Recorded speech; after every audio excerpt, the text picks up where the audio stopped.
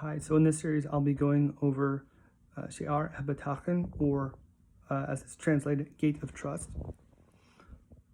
This is a sefer that I'm not going to be extrapolating new information from or anything like that.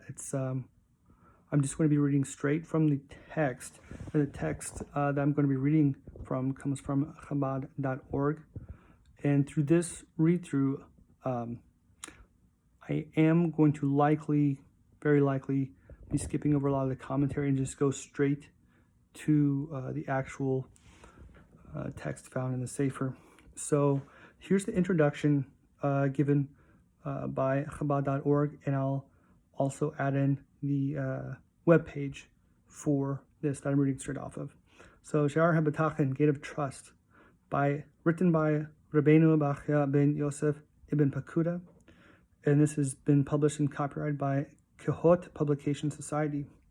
Gate of Trust takes us on a transformational journey towards genuine trust, guiding us to a state of tranquil reliance on the all-powerful and compassionate God. Studying this vital work shows us how to confront and even transform unpredictable and challenging events by exercising and implementing the messages of genuine, unyielding trust in God. So with that, let's go ahead and jump into the introduction. There's only 7 chapters in the Sefer. That being said, chapter 4, I'm just offhand looking at this, chapter 4 is likely going to be, I'm likely going to be splitting that up into like chapter 4 part. There's as it stands, there are 25 parts of chapter 4.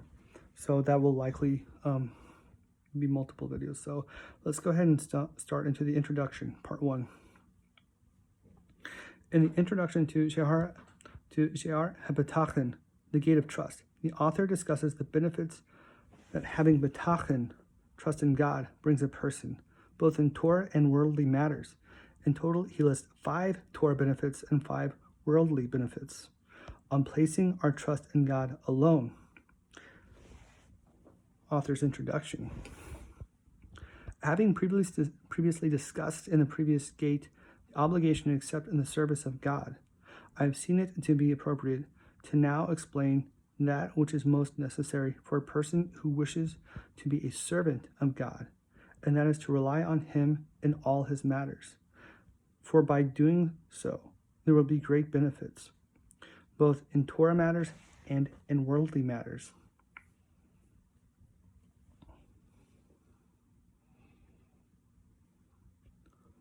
Now we're on to part 2, tranquility.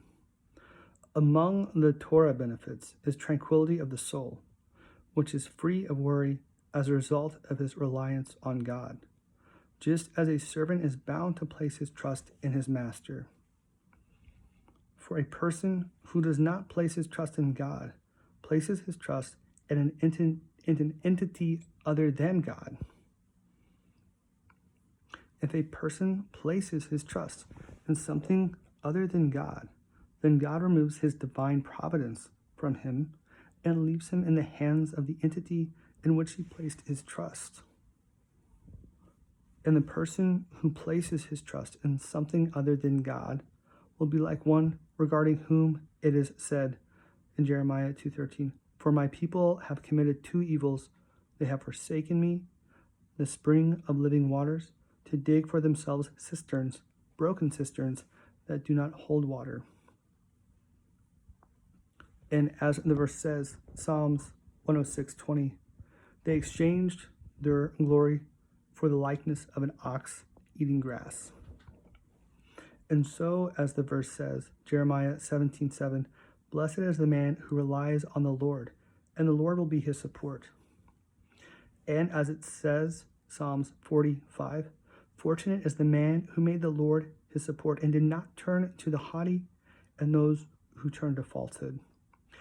And as it says in Jeremiah 17:5, "Cursed is the man who relies in man and makes flesh his arm, and whose heart turns away from the Lord." Part 3 of the introduction, misguided trust. If he relies on his wisdom, his schemes, his physical strength, and his own efforts, those efforts will be for naught. He will become weak and lose that physical strength, and his schemes and wisdom will fall short of accomplishing his goals. As the verse says, Job 5:13, he traps clever people in their shrewdness. And as it says, Ecclesiastes 9:11, I returned and saw under the sun that the race does not belong to the swift, nor the war to the mighty, and the wise do not have bread. And as it says, Psalms 34:11, young lions suffer want and are hungry, but those who seek the Lord do not lack any good. And if he relies on his abundance of wealth, it will be removed from him and left to someone else. As the verse says, Job 27:19, a rich man lies down with his wealth intact. He opens his eyes and it is no longer his. Similarly, the verse says, Proverbs 23:4, do not toil to become wealthy, from your own understanding desist.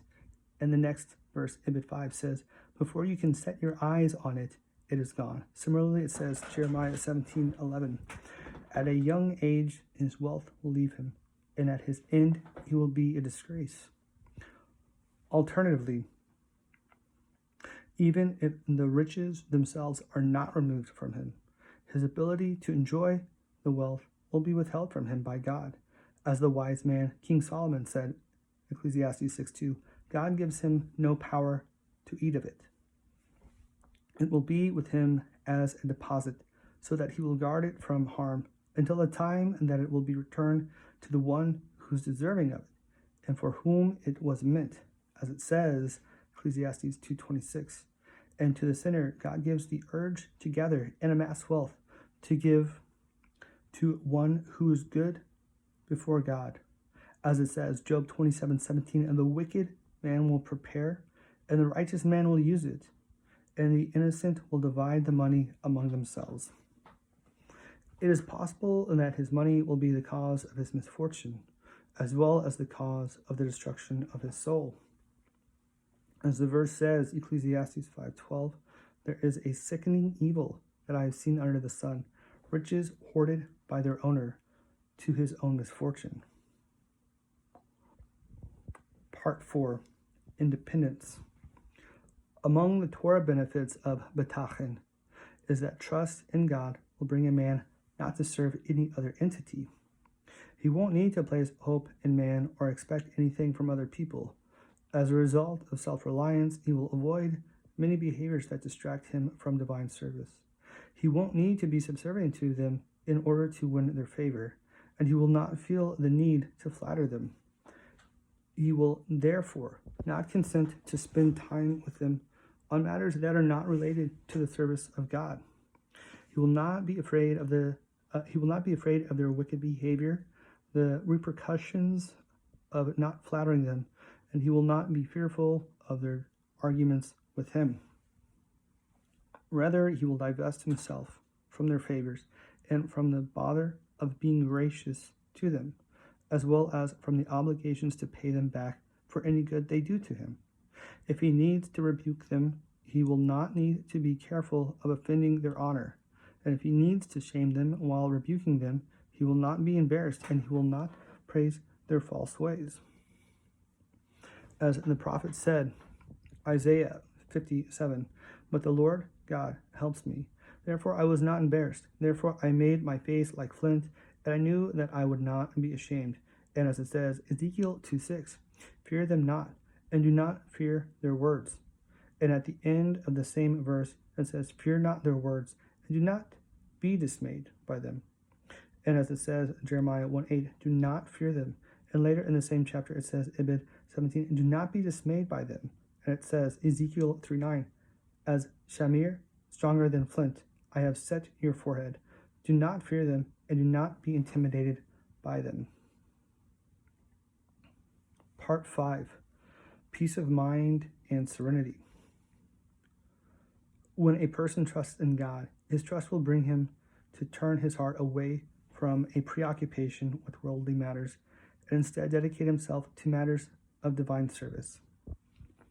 In terms of the tranquility of his soul, peace of mind, and lack of worry regarding worldly matters, he can be compared to an alchemist, which is a person who knows how to transform silver to gold and copper and iron to silver through his talents and efforts. Such a person, if it were possible, would have little worry regarding his livelihood. Moreover, a person who has Bitachon is superior in 10 ways. First of all, the alchemist needs specific materials for his work and cannot complete it without them. These tools are not accessible at all times and in all places. Whereas the person who trusts in God has his sustenance guaranteed from any means available in the world. As the verse Deuteronomy 8:3 says regarding the manna that the Jews ate in the desert, so that he would make you know that man does not live by bread alone, but by whatever comes from the mouth of the Lord does man live. For no means of providing sustenance is lacking from God at any time or in any place. As you know from the story of Elijah with the ravens and with a widow, and from how God sustained him with the coal-baked cake and a flask of water.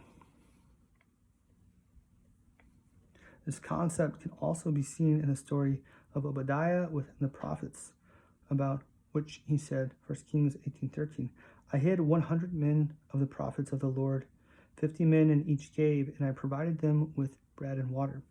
And as it says, Psalms 34:11, young lions suffer want and are hungry, but those who seek the Lord do not lack any good. And as the preceding verse says, in 10, fear the Lord, his holy ones, for there is no lack for those who fear him. In the second manner in which a person who has Bitachon is superior to an alchemist, the alchemist needs to perform certain actions and procedures in order to produce the silver and gold and cannot reach his goal without them.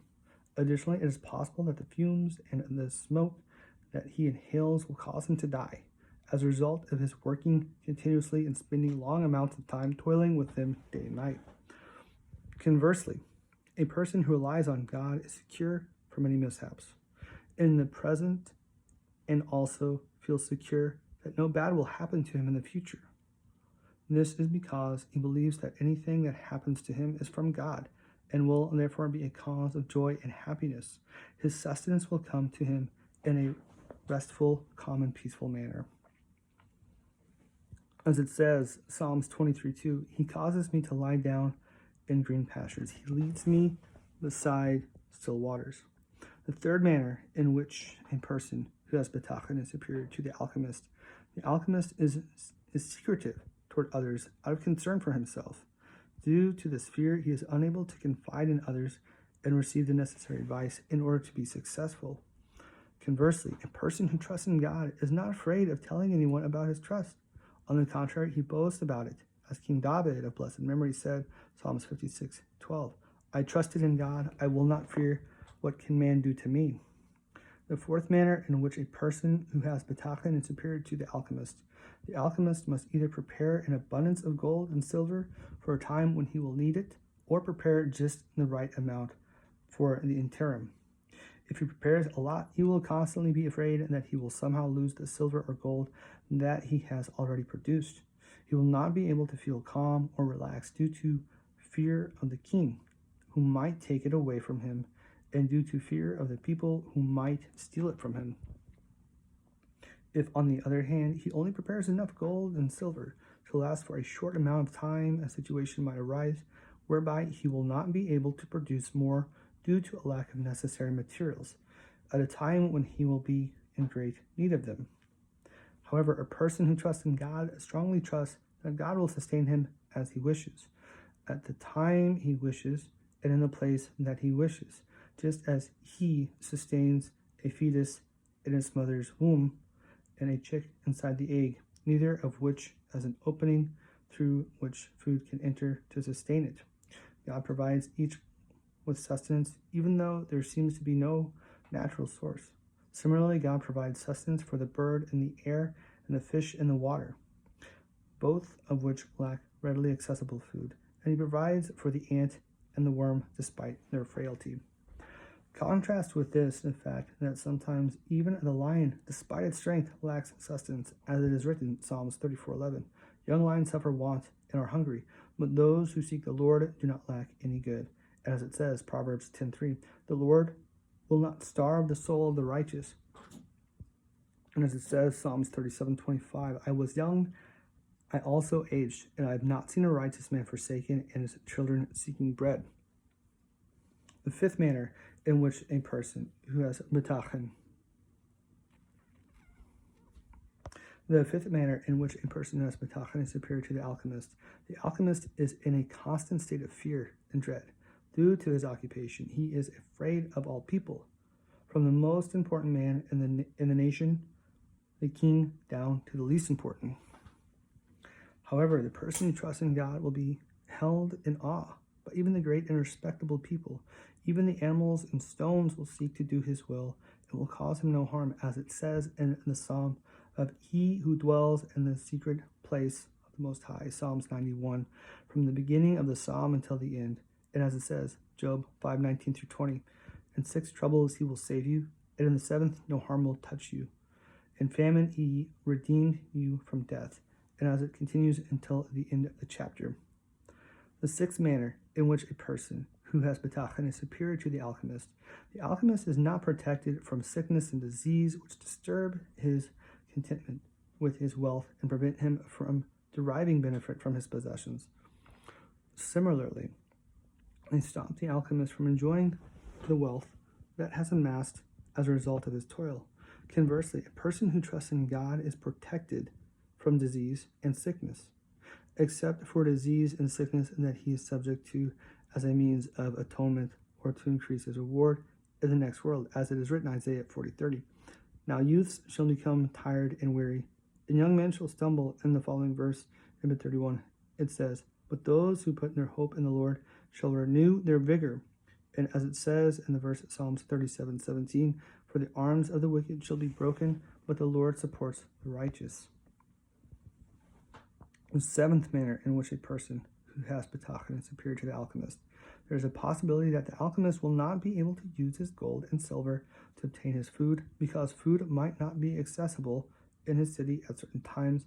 As it says, Ezekiel 7:19, they will cast their silver into the streets. Similarly, it says, Zephaniah 1:18, neither their silver nor their gold will be able to save them. Conversely, a person who trusts in God will not lack food at any time or place until the end of his days. As it says, Job 5:20, in famine he redeemed you from death. And as it says, Psalms 23:1, the Lord is my shepherd, I shall not lack. Similarly, it says, Psalms 37:17, they will not be shamed in time of calamity, and in days of famine they will still be satisfied. The eighth manner in which a person who has bitachon is superior to the alchemist is that the alchemist is unable to remain in one place out of fear that his secret will be revealed. However, a person who trusts in God is secure, living in his land, and has peace of mind living in the place in which he lives, as it is written in Psalms 37:3, trust in the Lord and do good, dwell in the land and be nourished by faith. Similarly, it says, Psalms 37:29, the righteous will inherit the land and dwell forever in it. The ninth manner in which the person who has bitachon is superior to the alchemist. The alchemist's alchemy will not accompany him in the end of his days. In the world to come, even in this world, he will gain nothing other than freedom from poverty and from reliance on other people. Conversely, the person who trusts in God finds that the reward of his trust will accompany him both in this world and in the world to come. As it is written, Psalms 32:10, but one who trusts in the Lord, kindness will encompass him. Similarly, it says, Psalms 31:20, how abundant is your goodness that you have hidden for those who fear you. The 10th manner in which a person who has bitachon is superior to the alchemist. If the secret cause of the alchemist's wealth becomes known to others, it will be the cause of his death, because his efforts and labor are contrary to the rules of nature. Therefore, God, who controls everything, will cause a ruler to rule over the alchemist and kill him if the alchemist is unable to conceal his secret. Conversely, regarding a person who trusts in God, When his trust in God is publicly revealed, he will become greater in the eyes of the creations, and people will honor him. Those people will be blessed due to their proximity to him, or even at the mere sight of him, and he will be the cause for improvements in his city. Additionally, the person who has Bitachon will also push away harm from the people of his place of living. As it is written in Proverbs 10:25, the righteous is the foundation of the world. And as we see with the story of Lot and Zoar, see Genesis 19:21. Part 6 of the introduction, financial satisfaction. Among the advantages of Bitachon with regard to Torah observance is that a person who places his trust in God will utilize his finances correctly. For if he has money, he will hurry to fulfill his obligations to God, such as buying kosher tefillin, tzitzit, extra food for the Shabbat meals, and the like, as well as fulfilling his obligation to other people, such as fulfilling the commandment of charity, giving out loans to those in need, and so on. He will do so willingly and generously. If he does not have money, then he will pay attention to the fact that the lack of money is actually a kindness from God upon him. This is because, as a result of lacking money, he has been relieved of the obligations to God and to other people, which would have been incumbent upon him due to his money. He also has fewer worries about guarding his money and taking care of it. As has been said regarding one of the pious men, that he would say, "May God save me from the scattering of the mind." They asked him, "What is scattering of the mind?" He replied, "Were I to have money at the port of each river and at the heights of each city." This is what the sages of blessed memory meant when they said, Avot 2:7, "The more possessions, the more worry." And when they also said, Avot 4:1, "Who is truly wealthy? A person who is content with his lot." A person who trusts in God will receive all the benefits of the money, I mean to say the benefits of his livelihood, while the disturbing thoughts of a wealthy person and his constant worry will be withheld from him. As the wise man King Solomon said, Ecclesiastes 5:11, "The sleep of the laborer is sweet, whether he eats little or much, but the satiety of the rich does not allow him to sleep." Part 7, financial responsibility. Among the Torah benefits of Bitachon is that the money of the person who trusts in God will not disturb him from trusting in him, and neither his wealth nor lack of it is cause for him to sin. This is because he will not rely on his money, rather he considers it as a deposit, which he has been instructed to use in certain ways and for certain purposes for a designated amount of time. If his wealth continues to remain with him, he will not rebel as a result of it, nor will he remind the one whom he has been instructed to be kind to, nor will he remind the one whom he has been instructed to be kind to of his kindness, nor will he ask to be repaid for his kindness, nor will he ask to be thanked or praised. Instead, he will thank his Creator, may he be blessed, who put him in a position to be the means for the goodness of the recipient. Even if he loses his money, he will not worry, nor will he mourn his loss. Instead, he will thank God for taking the deposit away from him, just as he thanked him when it was given to him in the first place. He will rejoice with his portion. Will not seek that others be financially harmed, and will not be desirous of other people's money. As the wise man, King Solomon said, Proverbs 13:25, "A righteous man eats to sate his appetite." Part 8 of the introduction, stress-free. The benefits of Bitachon in worldly matters are as follows. Stress-free. Among them is the peace of mind from the worries of the world, and tranquility from the nagging of the spirit and its pain, which is due to the person's lack of obtaining his physical desires. But a person who has Bitachon is at rest, feels secure, and is at peace in the world. As it is written in Jeremiah 17:7, Blessed is the man who trusts in the Lord shall be his trust. And as the following verse says, Ibid 8, For he shall be like a tree planted by the water, and by a rivulet spreads its roots.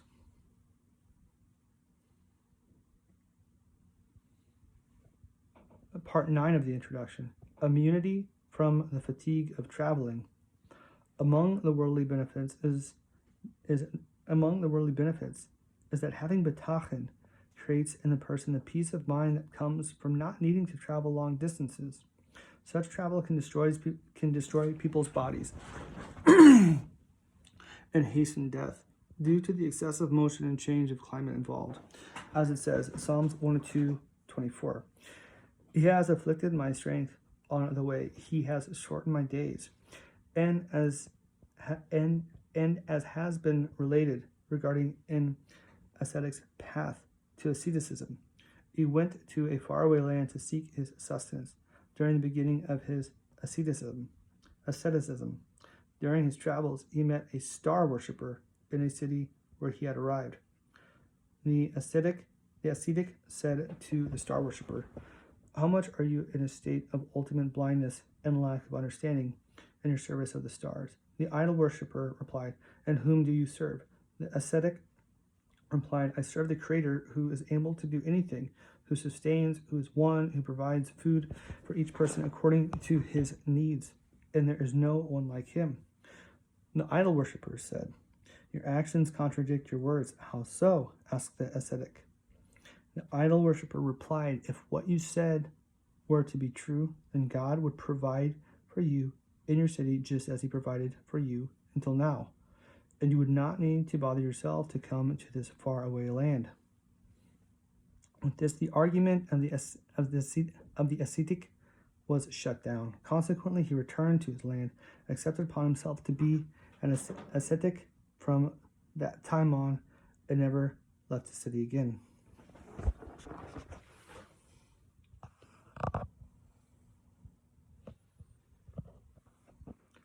Part 10 of the introduction, harm-free employment.